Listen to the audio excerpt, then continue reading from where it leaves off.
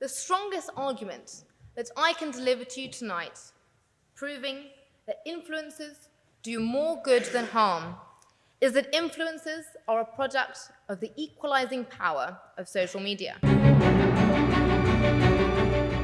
Before I begin my argument tonight, I would like to thank you, Madam President, for affording me the immense honor of speaking in such a topical debate. It is a pleasure and a privilege to speak in a chamber that has hosted some of the greatest leaders or influencers of our history. We fear being influenced because it infringes on our personal sovereignty, forcing us to dispel the attractive idea that we have complete self-control.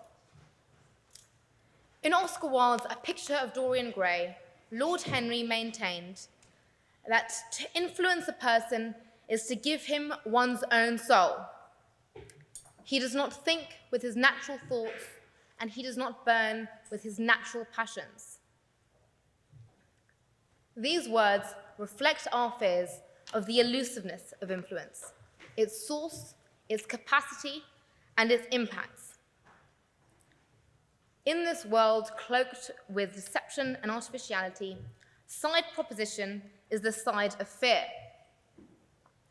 On our side of the house, however, we have chosen to recognize the empowering influence of influencers, making people who would feel alone feel a sense of solidarity, particularly benefiting young, vulnerable, or isolated groups. Rather than the cliche of filtered selfies and staged photos, the term influencer has come to encompass so much more.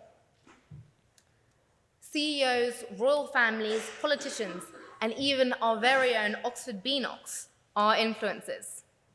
Although I dare say, the Stone McStrength Instagram account, starring our very own treasurer at New College, did influence me to never step foot inside a gym again.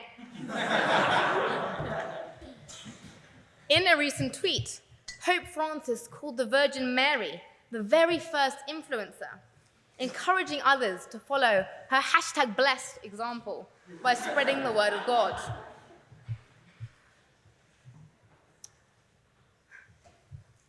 The strongest argument that I can deliver to you tonight, proving that influencers do more good than harm, is that influencers are a product of the equalizing power of social media.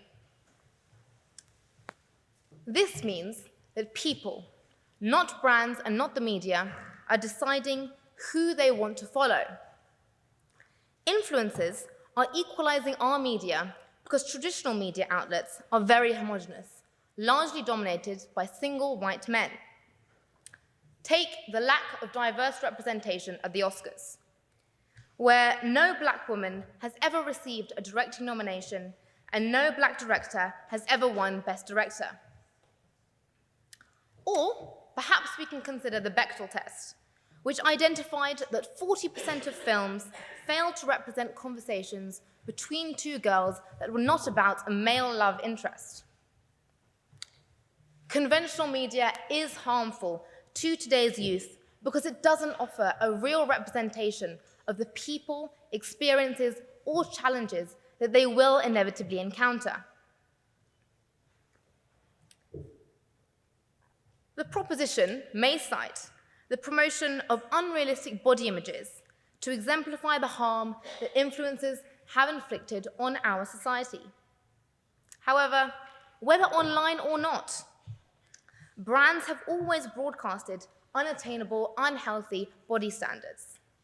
If anything, many influencers have leveraged their platforms to promote body positivity, with the increasing trend towards showing stretch marks, peach fuzz, skin conditions, and unfiltered photos. Not only does this directly attack unrealistic beauty standards that continue to pervade our conventional media, but it has also influenced commercial brands to show products on a broader base of people of different body types, skin tones, and ethnicities.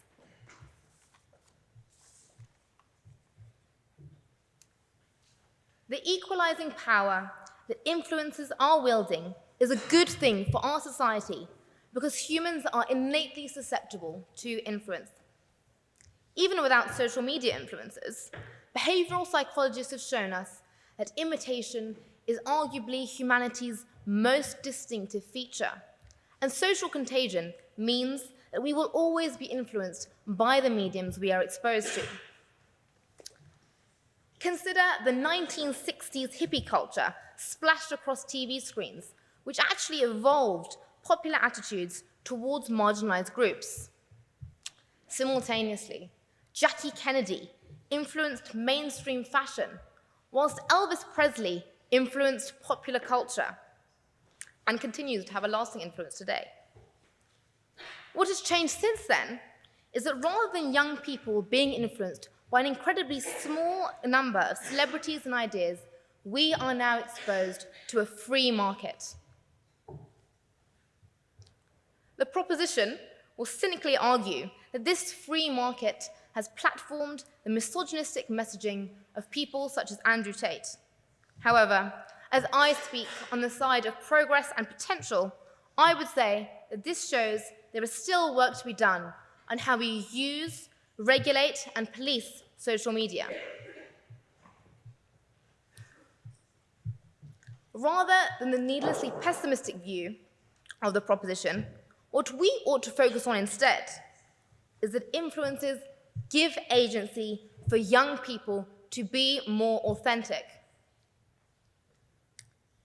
Rather than the conventional media promotion of a small number of models and football players, we can be exposed to influencers such as Tony Pin DC, who has built a considerable fan base with vibrant reels centering around positive masculinity for young men.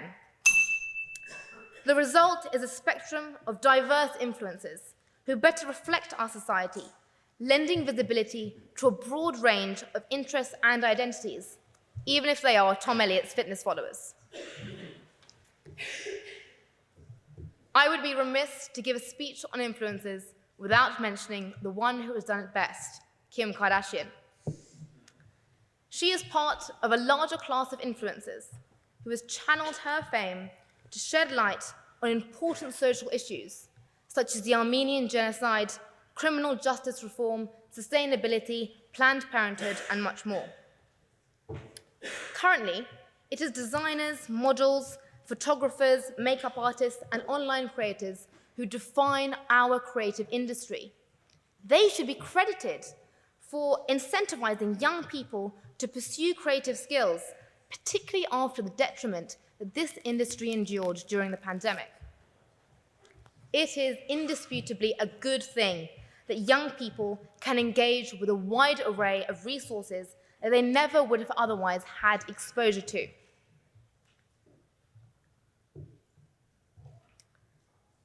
Before you leave through those doors to cast your vote tonight, I'd like to ask you if you would like to live in a world where there are limits on the diversity of people and ideas that you are exposed to, where young people have less agency online, and where traditional, unrepresentative media outlets are dictating our global consciousness.